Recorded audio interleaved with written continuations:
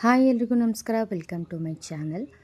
ಇವತ್ತಿನ ವಿಡಿಯೋ ಟೈಲರ್ಸ್ಗಳಿಗೆ ತುಂಬಾ useful video ಅಂತಲೇ ಹೇಳ್ಬೋದು.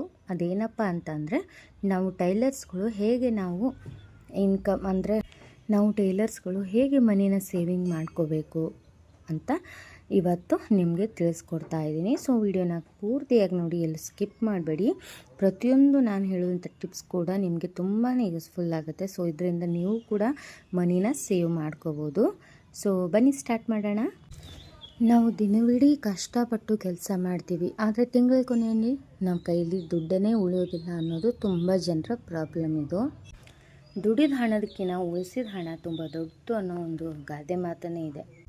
ಇವತ್ತು ನಾನು ಟೈಲರ್ಗಳಿಗೆ ಮನಿ ಸೇವಿಂಗ್ ಮಾಡೋ ಅಥವಾ ಹಣ ಉಳಿಸುವ ಒಂದು 20 ಟಿಪ್ಸ್ಗಳನ್ನ ನಾನು ನಿಮಗೆ ತಿಳಿಸ್ಕೊಡ್ತಾ ಇದ್ದೀನಿ. ಈ ಟಿಪ್ಸ್ಗಳನ್ನ ಬರೀ ಬಾಯಿ ಮಾತಲ್ಲಿ ಹೇಳೋದಲ್ಲ, ಉದಾಹರಣೆಯನ್ನು ಕೂಡ ಕೊಡ್ತಾ ಹೋಗ್ತೀನಿ. ಸೊ ಹಾಗಾಗಿ ವಿಡಿಯೋನ ಎಲ್ಲೂ ಸ್ಕಿಪ್ ಮಾಡಿದ್ರೆ ಪೂರ್ತಿಯಾಗಿ ನೋಡಿ. ಟಿಪ್ ನಂಬರ್ 1, ಆದಾಯ ಮತ್ತು ಖರ್ಚಿನ ಲೆಕ್ಕವನ್ನು ಬರೆದಿಟ್ಕೋಬೇಕು. ಟೈಲರ್ಸ್ಗಳು ಮಾಡೋ ದೊಡ್ಡ ತಪ್ಪೇ ಇದು. ನಾವು ಪ್ರತಿದಿನ ಎಷ್ಟು ನಮಗೆ ಇನ್ಕಮ್ ಆಯಿತು, ಎಷ್ಟು ಖರ್ಚು ಮಾಡಿದ್ವಿ ಅನ್ನೋದನ್ನು ನಾವು ಒಂದು ನೋಟ್ಬುಕ್ಕಲ್ಲಿ ನಾವು ಬರೆದಿಟ್ಕೋಬೇಕು. ಎಕ್ಸಾಂಪಲ್, ಸೋಮವಾರ ಅಂದ್ಕೊಳ್ಳಿ, ಒಂದು 5 ಬ್ಲೌಸ್ ಸ್ಟಿಚಿಂಗಿಗೆ ಬಂತು. ಸೊ ಒಂದು ಬ್ಲೌಸ್ ಅಂತ 5 ಬ್ಲೌಸ್ ಅಂದರೆ 500 ರೂಪಾಯಿ ಬಂತು. ಸೊ ಒಂದಿಷ್ಟು ಪೀಕೋ ಸ್ಯಾರಿಯಿಂದ ಅದರಿಂದ ಒಂದು 100 ರುಪೀಸ್ ಬಂತು. ಸೊ ಟೋಟಲಾಗಿ ಎಷ್ಟಾಯಿತು? 600 ರೂಪಾಯಿ ಆಯಿತು. ಸೊ ಇವತ್ತಿನ ನಮ್ಮ ಆದಾಯ 600 ರೂಪಾಯಿ ಅಂತ ಬರೆದಿಟ್ಕೋಬೇಕು. ಹಾಗೆ ಅದಕ್ಕೆ ಪಕ್ಕದಲ್ಲೇ ಎಷ್ಟು ಖರ್ಚು ಮಾಡಿದ್ವಿ ಅಂತಲೂ ಬರೆದಿಟ್ಕೋಬೇಕು. ದಾರಕ್ಕೆ ಒಂದು 50 ರೂಪಾಯಿ ಖರ್ಚು ಮಾಡಿದ್ವಿ. ಹಾಗೆ ಒಂದು ಕಪ್ ಟೀ ಕುಡಿದ್ವಿ, ಅದಕ್ಕೊಂದು 20 ರೂಪಾಯಿ ಖರ್ಚು ಮಾಡಿದ್ವಿ. ಈ ಥರ ನಾವು 70 ರುಪೀಸ್ ಖರ್ಚು ಮಾಡಿದ್ವಿ ಅಂತ ಈ ರೀತಿ ಬರೆದಿಟ್ಕೊಳ್ಳೋದ್ರಿಂದ ಏನು ಬೆನಿಫಿಟಪ್ಪ ಅಂತಂದರೆ, ನಮ್ಮ ಹಣ ಎಲ್ಲಿ ಹೋಗ್ತಿದೆ, ಎಲ್ಲಿ ನಾವು ಆ ಹಣವನ್ನು 70 ರೂಪಾಯಿ ಎಲ್ಲಿ ನಾವು ಅದನ್ನು ಹಾಕಿದ್ವಿ, ನಮ್ಮ ಹಣ ಎದಕ್ಕೆ ಯೂಸ್ ಆಯಿತು ಅನ್ನೋದು ನಮಗೆ ಒಂದು ಲೆಕ್ಕ ಸಿಗತ್ತೆ. ಇನ್ನು ಟಿಪ್ಸ್ ನಂಬರ್ 2, ನಾವು ಸಣ್ಣ ಸಣ್ಣ ಖರ್ಚುಗಳನ್ನು ಸ್ವಲ್ಪ ಕಡಿಮೆ ಮಾಡ್ಕೋಬೇಕು. ದೊಡ್ಡೋರು ಹೇಳ್ತಾರಲ್ವ, ಹನಿ ಹನಿ ಕೂಡಿದ್ರೆ ಹಳ್ಳ ಅಂತ ಹೇಳಿ. ಸೊ ಅದೇ ಥರ ನಾವು ಚಿಕ್ಕ ಪುಟ್ಟ ಒಂದು ಖರ್ಚುಗಳನ್ನ ಕಡಿಮೆ ಮಾಡಿಕೊಂಡ್ರೆ ಅದೇ ನಮಗೆ ದೊಡ್ಡ ಅಮೌಂಟಾಗಿ ಕನ್ವರ್ಟ್ ಆಗುತ್ತೆ.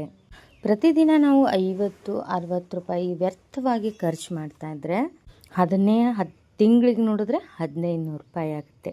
ಸೊ ಪ್ರತಿದಿನ ನಾವು ಹೊರಗಡೆ ಟೀ, ಸ್ನ್ಯಾಕ್ಸು ಈ ರೀತಿ ಎಲ್ಲ ಖರ್ಚು ಮಾಡೋದಕ್ಕಿಂತ ಅದೇ ಹಣದಿಂದ ನಾವು ಟೈಲರಿಂಗೋಸ್ಕರ ಒಂದು ಕತ್ರಿನೋ ಏನೋ ಒಂದು ಐಟಮ್ಸ್ನ ತೊಗೋಬೋದು. ಇನ್ನು ಟಿಪ್ ನಂಬರ್ 3, ಬಟ್ಟೆಯ ಉಳಿದ ತುಂಡುಗಳನ್ನು ಎಸಿಬೇಡಿ. ನಾನು ಕೂಡ ಈ ತಪ್ಪನ್ನು ಮಾಡಿದ್ದೀನಿ. ಸೊ ಏನು ಮಾಡ್ತಾಯಿದ್ದೆ, ಬ್ಲೌಸು ಕೆಲವೊಬ್ಬರು ತೆಳ್ಳಗಿರೋರು ಬ್ಲೌಸ್ ಕೊಟ್ಟಾಗ ಉಳಿದಿತ್ತು, ಆ ಬಟ್ಟೆನ ಏನು ಮಾಡ್ತಿದ್ದೆ, ಎಸೆದು ಬಿಡ್ತಿದ್ದೆ. ಆದರೆ ಅದೇ ನನಗೆ ಈ ಕೊರೋನಾ ಬಂತಲ್ವ, ಸೊ ಆ ಟೈಮಲ್ಲಿ ಎಷ್ಟು ಹೆಲ್ಪ್ ಆಯಿತು ಗೊತ್ತಾ. ಉಳಿದ ಬಟ್ಟೆಗಳನ್ನು ಮಾಸ್ಕ್ ಮಾಡಿ ಸೇಲ್ ಮಾಡಿದೆ ನಾನು ಕೊರೋನಾ ಟೈಮಲ್ಲಿ.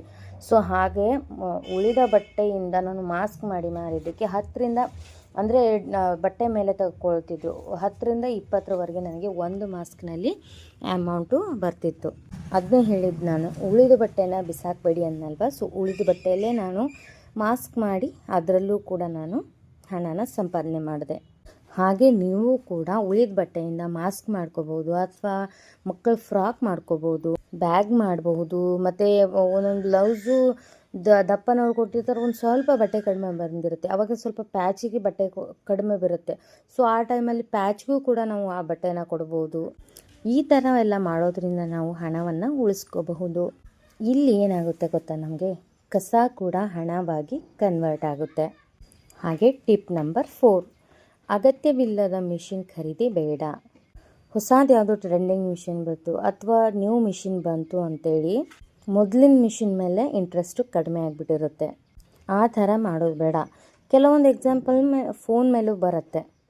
ಕೆಲವೊಬ್ಬರು ಏನು ಮಾಡ್ತಾರೆ, ಈಗ ಯಾವುದೋ ಒಂದು ನ್ಯೂ ಫೋನ್ ಬಂತು, ನನ್ನ ಫೋನ್ ಹಳೇದಾಗಿದೆಯಪ್ಪ, ನಾನು ಕೂಡ ಅಪ್ಡೇಟ್ ಈಗಿನ ಫೋನ್ ತೊಗೋಬೇಕು ಅಂಥೇಳಿ ನಾವು ಮಾಡಿರುವಂಥ ಅಮೌಂಟ್ ಎಲ್ಲ ಅದಕ್ಕೆ ಇನ್ವೆಸ್ಟ್ ಮಾಡಿ ಫೋನ್ ತೊಗೊಂಡ್ಬಿಡ್ತಾರೆ. ಅದಕ್ಕೆ ಹೇಳೋದು, ಹಾಗೆ ನಾವು ಕೂಡ ಹೊಸದು ಏನೋ ಒಂದು ಬಂತು ಅಂತಂದರೆ ಹಳೇದು ಅದು ಸರಿ ಇದ್ದರೂ ಕೂಡ ಅದನ್ನು ವೇಸ್ಟಾಗಿ ಮಾಡಿಬಿಡ್ತೀವಿ. ಎಕ್ಸಾಂಪಲು, ಒಂದು 14,000 ರುಪೀಸಿದು ಮೆಷಿನ್ ಖರೀದಿ ಮಾಡಿ ಅಲ್ಲಿ ಕೆಲಸನೇ ಸಿಗದೆ ಹೋದರೆ, ಬಟ್ಟೆನೇ ಬರದೆ ಹೋದರೆ ಅದು ಸುಮ್ಮನೆ ನಾವು EMIನ ಕಟ್ಕೊಳ್ತಾ ಹೋಗಬೇಕಾಗತ್ತೆ. ನೋಡಿದ್ರಲ್ವ, ಇಲ್ಲಿ ದುಡ್ಡು ವೇಸ್ಟ್ ಆಗುತ್ತೆ, ಟೈಮ್ ವೇಸ್ಟ್ ಆಗುತ್ತೆ, ಎಲ್ಲ ಟೈಮೂ ವೇಸ್ಟ್ ಆಗಿ ಹೋಗ್ಬಿಡುತ್ತೆ. ಸೊ ಅದಕ್ಕೆ ನಮಗೆ ಅಗತ್ಯ ಇಲ್ಲ ಅಂತಂದರೆ ನಾವು ಅಂಥ ಮಿಷಿನ್ನ ಖರೀದಿ ಮಾಡಬಾರ್ದು. ಹಾಗೆ ಟಿಪ್ ನಂಬರ್ 5, ಬಲ್ಕ್ನಲ್ಲಿ ವಸ್ತುಗಳನ್ನು ಖರೀದಿಸಿ. ಕೆಲವೊಂದು ಹೋಲ್ಸೇಲ್ ಅಂಗಡಿಗಳಿರುತ್ತೆ. ಸೊ ನಾವು ಅಲ್ಲಿ ಹೋಗಿ ಬಲ್ಕ್ನಲ್ಲಿ ನಾನು ಟೈಲರಿಂಗ್ ಸಾಮಾನುಗಳನ್ನ ತೊಗೊಳ್ಳೋದ್ರಿಂದ ನಮಗೆ ಅಮೌಂಟು ತುಂಬ ಅಂದರೆ ತುಂಬಾ ಫರಕಾಗುತ್ತೆ. ಒಂದು ದಾರಕ್ಕೆ ನಾವು 8-10 ರೂಪಾಯಿ ಕೊಟ್ಕೊತ ಹೋದರೆ ಅಲ್ಲೊಂದು 12 20ವರೆಗೆ ದಾರ ತೊಗೊಂಡ್ರೆ ನಮಗೆ ಕಡಿಮೆ ಹಣದಲ್ಲಿ ಸಿಗ್ಬೋದು. ಆ ಥರ ನಾವು ತೊಗೋಬೋದು. ಇದು ಯಾರಿಗೆ ಅನ್ವಯ ಆಗುತ್ತೆ ಅಂದರೆ, ಶಾಪ್ ಇಟ್ಟಿರ್ತಾರೆ, ತುಂಬ ಬಟ್ಟೆಗಳು ಬರ್ತಾ ಇರುತ್ತೆ, ಬೋಟಿಗೆ ಇಟ್ಟಿರ್ತಾರೆ, ಡೈಲಿ ಹೊಲಿತಾ ಇರ್ತಾರೆ. ಸೊ ಆ ಥರದವರಿಗೆ ಈ ರೀತಿ ಬಲ್ಕ್ನಲ್ಲಿ ತೊಗೊಳೋದ್ರಿಂದ ಹಣ ಒಂದು ಉಳಿಸ್ಕೋಬೋದು. ಅದೇ ಬಿಗಿನರ್ಸ್ ಆಗಿದ್ದರೆ, ಇನ್ನು ಇವಾಗ ಸ್ಟಿಚಿಂಗ್ ಕಲಿತಾರೆ, ಇನ್ನು ಈಗ 1-2 ಬಟ್ಟೆನ ಹೊಲಿತಾ ಇದ್ದಾರೆ ಅಂತಂದರೆ ಅಂಥವರು ಬಲ್ಕ್ನಲ್ಲಿ ತೊಗೊಳ್ಳೋ ಅವಶ್ಯಕತೆ ಇಲ್ಲ. ಒಂದೊಂದು ಪೀಸ್ನ ತೊಗೊಂಡು ನೀವು ಸ್ಟಿಚ್ ಮಾಡ್ಕೊಳ್ಳಿ. ನಂತರ ನೀವೆಲ್ಲ ಟೈಲರಿಂಗ್ ಕಲಿತು ನಿಮ್ಮದೇ ಆದಂಥ ಬಿಸ್ನೆಸ್ ಸ್ಟಾರ್ಟ್ ಮಾಡಿದ್ಮೇಲೆ ನಿಮಗೆ ಬಟ್ಟೆ ಬರ್ತಾ ಇದೇ ಕಸ್ಟಮರ್ಸ್ ಜಾಸ್ತಿ ಅಂದರು ಆವಾಗ ನೀವು ಈ ಟಿಪ್ಸ್ನ ಯೂಸ್ ಮಾಡ್ಕೋಬೋದು. ಇನ್ನು ಟಿಪ್ ನಂಬರ್ 6, ನಾವು ಎಲೆಕ್ಟ್ರಿಕನ್ನು ಉಳಿತಾಯ ಮಾಡಬೇಕು. ಟೈಲರಿಂಗ್ನಲ್ಲಿ ಹೇಗೆ ಉಳಿತಾಯ ಅಂತೀರಾ? ನಾನು ಹೇಳ್ತೀನಿ ಕೇಳಿ. ನಾವು ಟೈಲರಿಂಗ್ ಮಾಡುವಾಗ ಐರನ್ ಬಾಕ್ಸ್ ಯೂಸ್ ಮಾಡ್ತೀವಿ. ಮೆಷಿನ್ ಕೂಡ ಎಲೆಕ್ಟ್ರಿಕ್ ಮೇಲೆ ನಡೆಯುತ್ತೆ. ಲೈಟ್ ಹಚ್ಕೊಂಡಿರ್ತೀವಿ, ಫ್ಯಾನ್ ಹಚ್ಕೊಂಡಿರ್ತೀವಿ. ಸೊ ಇವೆಲ್ಲ ಹಚ್ಕೊಂಡಿರುವಾಗ ನಮ್ಮದು ಒಂದು ಬ್ಲೌಸು ಫಿನಿಶ್ ಆಯಿತು ಅಂದ್ಕೊಳ್ಳಿ. ಸೊ ಅದನ್ನು ಹುಕ್ ಹಚ್ಚಬೇಕು. ಸೊ ಹುಕ್ ಹಚ್ಚುವಾಗ ನಮಗೆ ಇದು ಎಲ್ಲರ ಅವಶ್ಯಕತೆ, ಇದು ಎಲ್ಲ ಒಂದು ಎಲೆಕ್ಟ್ರಿಕ್ ಅವಶ್ಯಕತೆ ಇಲ್ಲ ತಾನೇ.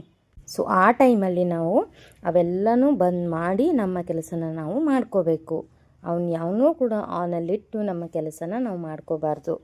ಇಲ್ಲಿ ನೀವು ನೆನಪಿಟ್ಕೋಬೇಕಾಗಿರೋದು ಏನಂತಂದರೆ, ಉಳಿತಾಯವೇ ಸಂಪಾದನೆ.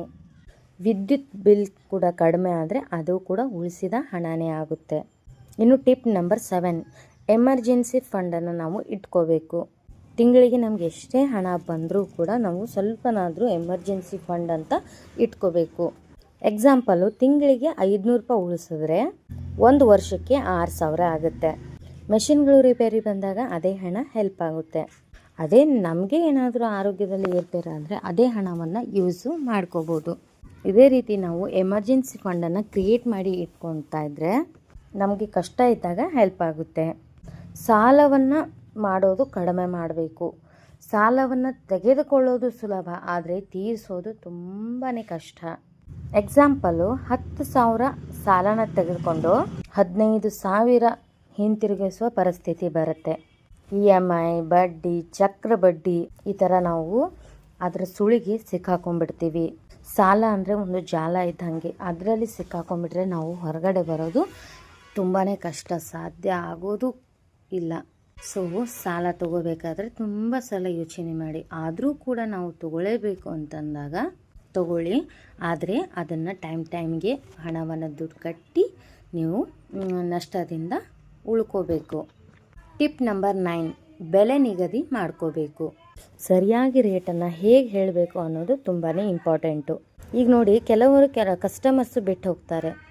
ಅಯ್ಯೋ, ನಾವು ಕಸ್ಟಮರ್ಸ್ನ ಕಳ್ಕೊತೀವಿ ಅನ್ನೋ ಹೆದರಿಕೆಯಲ್ಲಿ ನಾವು ಎಷ್ಟು ಫಿನಿಶಿಂಗ್ ಕೊಟ್ಟಿರ್ತೀವಿ, ನಾವು ಎಷ್ಟು ಕಷ್ಟಪಟ್ಟು ಹೊಲಿದಿರ್ತೀವಿ, ನಮ್ಮ ಒಂದು ಟೈಮ್ನ ಇನ್ವೆಸ್ಟ್ ಮಾಡಿರ್ತೀವಲ್ವಾ, ಅದಕ್ಕೆ ತಕ್ಕ ಹಾಗೆ ಬೆಲೆನ ತಗೊಳ್ಳೋದಿಲ್ಲ. ಕಡಿಮೆ ಅಮೌಂಟನ್ನು ಹೇಳಿಬಿಡ್ತಾರೆ. ಅಲ್ಲಿ ಸಮಯ ಕೂಡ ನಮಗೆ ದುಡ್ಡು ಇದ್ದ ಹಾಗೇನೆ. ಅಲ್ಲಿ ನಾವು ಅಮೌಂಟನ್ನ ಕರೆಕ್ಟಾಗಿ ತೊಗೊಳ್ಳಿಲ್ಲ ಅಂತಂದರೆ ಅಲ್ಲಿಯೂ ಕೂಡ ನಮಗೆ ಲಾಸ್ ಆಗುತ್ತೆ. ಅಲ್ಲಿ ನಮಗೆ ಶ್ರಮಕ್ಕೂ ಕೂಡ ಬೆಲೆ ಇರಲೇಬೇಕು. ಇನ್ನು ಟಿಪ್ ನಂಬರ್ 10, ಆಫರ್ಗಳಿಗಾಗಿ ಮೋಸ ಹೋಗಬೇಡಿ. ನೋಡಿ, 50% ಆಫ್ ಇದೆ ಅಂತಂದರೆ ಎಲ್ಲವೂ ಅಗತ್ಯ ಅಲ್ಲ. ಅದರಲ್ಲೂ ನಾವು ಹೆಣ್ಮಕ್ಳು ಎಲ್ಲಾದರೂ ಸೇಲ್ಸ್ ಇದೆ ಅಂತಂದರೆ ಅಲ್ಲಿ ಹೋಗಿ ಅದು ನಮಗೆ ತುಂಬ ಇಂಪಾರ್ಟೆಂಟ್ ಇರಲ್ಲ, ಅಷ್ಟೊಂದು ಅಗತ್ಯ ಕೂಡ ಇರಲ್ಲ. ಆದರೂ ಕೂಡ ನಾವು ಆ ವಸ್ತುನ ಖರೀದಿ ಮಾಡಿಕೊಂಡು ಬಂದುಬಿಡ್ತೀವಿ. ಆ ಥರ ನಾವು ಮಾಡಬಾರ್ದು. ಆ ಥರ ನಿಮಗೇನಾದರೂ ತೊಗೊಳ್ಬೇಕು ಅಂತ ಮನಸ್ಸಲ್ಲಿ ಬಂದರೆ ಅಲ್ಲಿ ನೀವು ಫಸ್ಟು 2 ಕ್ವೆಶನನ್ನು ಕೇಳ್ಕೊಳ್ಳಿ. ನಮಗೆ ಆ ವಸ್ತು ಬೇಕಾ? ಅದು ನಮಗೆ ಅಗತ್ಯ ಇದೆಯಾ? ಅಕಸ್ಮಾತ್ ಅದೇನಾದರೂ ನಮಗೆ ಅಗತ್ಯ ಇದೆ ಅಂತಂದರೆ ಮಾತ್ರ ನಾವು ಅದನ್ನು ಖರೀದಿಸಬೇಕು. ಇನ್ನು ಟಿಪ್ ನಂಬರ್ 11, ದಿನದ ಆದಾಯದಿಂದ ಸ್ವಲ್ಪವನ್ನು ಬೇರ್ಪಡಿಸಿ. ಅಂದರೆ ಪ್ರತಿದಿನ ನಾವು ಅಟ್ಲೀಸ್ಟ್ 50 ರೂಪೀಸ್ ಏನಾದರೂ ನಾವು ಉಳಿಸ್ಕೊಳ್ತಾ ಹೋದರೆ ಅದೇ ನಮಗೆ 30 ದಿನಕ್ಕೆ 1,500 ರೂಪಾಯಿ ಆಗುತ್ತೆ. 1 ವರ್ಷಕ್ಕೆ 18,000 ಆಗುತ್ತೆ. ಸೊ ನಾವು ಅಟ್ಲೀಸ್ಟ್ ಡೈಲಿ 50 ರುಪೀಸ್ ಆದರೂ ತೆಗೆದಿಟ್ಬಿಡಬೇಕು. ಹಾಗೆಯೇ ಟಿಪ್ ನಂಬರ್ 12, ಆನ್ಲೈನ್ ಪ್ರಚಾರ ಮಾಡ್ಕೋಬೇಕು.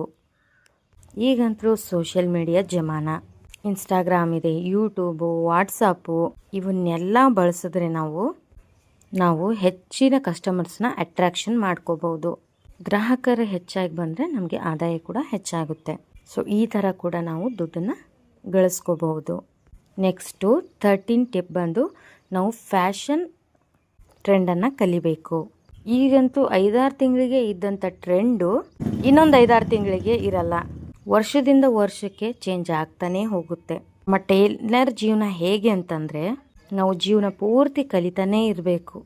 ಇಲ್ಲ, ನಾನೊಂದು ಬ್ಲೌಸ್ ಹೊಲ್ದಿದ್ದೀನಿ, ಅದೇ ಬ್ಲೌಸ್ ಮೇಲೇ ಅದನ್ನೇ ಹೊಲಿದು ನಾನು ಗಳಿಸ್ತೀನಿ ಅನ್ನೋದು ಸಾಧ್ಯನೇ ಇಲ್ಲ. ನೀವು ಬೇರೆ ಬೇರೆ ವೆರೈಟಿ ಕಲಿತಾನೇ ಇರಬೇಕು. ಹಾಗೆ ಟ್ರೆಂಡ್ ಹೇಗೆ ಬದಲಾಗುತ್ತೋ ನೀವು ಅದೇ ರೀತಿ ಬದಲಾಗ್ತಾನೆ ಹೋಗಬೇಕು. ಎಕ್ಸಾಂಪಲು, ನಾವಿವಾಗ ಸಿಂಪಲ್ ಲೈನಿಂಗ್ ಬ್ಲೌಸ್ಗೆ 100 ರುಪೀಸ್ ಕಾಸ್ಟ್ ಮಾಡ್ತೀವಿ. ಅದೇ ಸಪೋಸ್ ನಾವು ಡಿಸೈನರ್ ಬ್ಲೌಸನ್ನ ಕಲಿತ್ಕೊಂಡ್ರೆ ಅದಕ್ಕೆ ನಾವು 500ರಿಂದ 600ವರೆಗೆ ಕಾಸ್ಟನ್ನು ಜಾಸ್ತಿ ಮಾಡ್ಕೋಬಹುದು. ಅಲ್ಲೂ ಕೂಡ ನಾವು ದುಡ್ಡನ್ನು ಗಳಿಸ್ಬೋದು. ಸೊ ಟಿಪ್ಸ್ ನಂಬರ್ 14, ಸಮಯನ ವ್ಯರ್ಥ ಮಾಡಬಾರ್ದು. ಸಮಯವೇ ಹಣ. ನಾವು 1 ಗಂಟೆ ಮೊಬೈಲ್ ನೋಡಿದ್ರೆ ನಾವು ಒಂದು ಕೆಲಸನ ಕಳ್ಕೊಂಡ್ಬಿಡ್ತೀವಿ. ಸೊ ನಾವು ಟೈಮಿಗೆ ಬೆಲೆ ಕೊಡೋದನ್ನು ಕಲಿಬೇಕು. ಟಿಪ್ ನಂಬರ್ 15, ಮಿಷಿನ್ಗಳ ಉಪಕರಣಗಳನ್ನು ನಾವು ಜಾಗ್ರತೆಯಿಂದ ಬಳಸ್ಕೋಬೇಕು. ಕತ್ರಿ, ಮಿಷಿನು, ಬಾಬಿನು, ಫುಟ್ಟು ಇವೆಲ್ಲವನ್ನು ಸರಿಯಾಗಿ ಇಟ್ಕೋಬೇಕು. ಇದರಿಂದ ರಿಪೇರಿ ಮಾಡೋ ಖರ್ಚು ಕೂಡ ಕಡಿಮೆ ಆಗುತ್ತೆ. ನಾವು ಎಷ್ಟು ಅದ್ರ ಬಗ್ಗೆ ಕೇರ್ಲೆಸ್ ಮಾಡ್ತೀವಲ್ವಾ, ಅಷ್ಟು ನಮಗೆ ಅಮೌಂಟನ್ನು ಜಾಸ್ತಿ ಹಾಕಬೇಕಾಗುತ್ತೆ. ಇನ್ನು ಟಿಪ್ ನಂಬರ್ 16, ತಿಂಗಳ ಗುರಿಯನ್ನು ಇಟ್ಕೋಬೇಕು. ಎಕ್ಸಾಂಪಲು, ಈ ತಿಂಗಳು ನಾನು 3,000 ರೂಪಾಯಿ ಉಳಿಸ್ಕೋಬೇಕು